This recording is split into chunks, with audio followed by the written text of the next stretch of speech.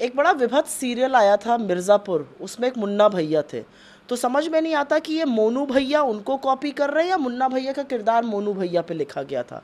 वो गृह राज्य मंत्री हैं, उनके लड़के ने गाजर मूली की तरह लोगों को कुचलते हुए रौंदते हुए गाड़ी चढ़ा दी।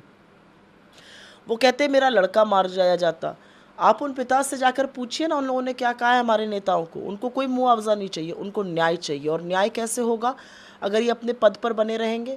ये कोई पुलिस के दामाद है कि पुलिस एक के बाद एक चस्पा लगा रही है। एफआईआर में 2 लोग अभियुक्त हैं, नामजद अभियुक्त एक ही हैं, आशीष मिश्रा उर्फ मोनू भैया, और बाकी 15 से 20 अज्ञात लोग। जो नामजद अभियुक्त है उनके बाहर 2-2 नोटिस लग रहे हैं। आप अनुरोध कर रहे हैं आने का। अरे हाथ पकड़ के लाइए, अपने आप गुनाह कबूल करेंगे। पुलिस अगर चाह जाए तो आशिक इश्क भूल जाता है।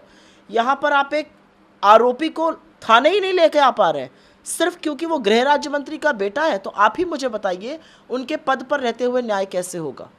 मुझे लगता है सुप्रीम कोर्ट ने जो बातें कही उसमें से 3 बहुत उल्लेखनीय बात है। सुप्रीम कोर्ट ने सबसे पहले तो सरकार की जिम्मेदारी पर ही सवाल उठा दिया। तो उन्होंने कहा कि सरकार को जिम्मेदार तरीके से बिहेव करना चाहिए, बड़ा संतोष जताया। दूसरा उन्होंने सवाल उठाया कि अगर ये एक आम आदमी होता तो आप इसके साथ क्या करते, क्योंकि ये मंत्री का रसूख वाला एक आदमी है, इसके साथ आप इतना अच्छा दामाद जैसा व्यवहार कर रहे हैं। तीसरा उन्होंने सवाल उठाया पुलिस के आचरण पे, और उन्होंने कहा आपको पूरी पुलिस टीम वहाँ की चेंज करनी चाहिए, और सीबीआई तो आप जानते ही हैं कैसा करता है। तो सुप्रीम कोर्ट ने बहुत सारे सवाल अब खड़े कर दिए हैं। अगर थोड़ी भी मर्यादा, थोड़ी भी कानून, थोड़ी भी नैतिकता भाजपा में बची होगी तो ज़रूर गिरफ्तारी भी होगी मोनू भैया की और बर्खास्तगी भी होगी टेनी महाराज की।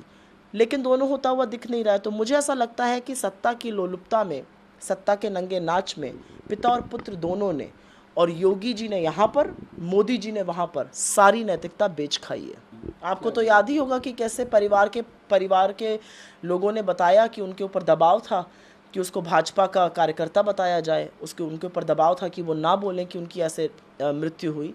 लेकिन दूध का दूध और पानी का पानी तो हो जाता है। सच की एक ऐसी ताकत होती ना, वो निकल ही आता है। इन्होंने उसको भाजपा का कार्यकर्ता बताना चाहा, वो एक इंडिपेंडेंट जर्नलिस्ट था, स्ट्रिंगर था, उसकी मौत हो गई, दर्दनाक। बिल्कुल सिद्धू जी पहुंचे हैं और किसी के आने में इसमें कोई आपत्ति भी नहीं होनी चाहिए। ये देश है, हम कहीं भी जा सकते हैं। मोदी जी गुजरात के मुख्यमंत्री थे, नहीं गए थे 26/11 पर प्रेस कॉन्फ्रेंस करने ताज होटल के बाहर मुंबई में? गुजरात के मुख्यमंत्री थे, नवंबर 2013 में नहीं गए थे सीरियल बम ब्लास्ट पटना में, नालंदा में 5-5 लाख रुपए बांटने? तो वो अपना राजनीतिक कर्तव्य ही तो निभा रहे थे, या राजनीतिक पर्यटन कर रहे थे। अगर वो पर्यटन नहीं कर रहे थे तो हम भी पर्यटन नहीं कर रहे हैं, इसमें कोई गलत बात नहीं है।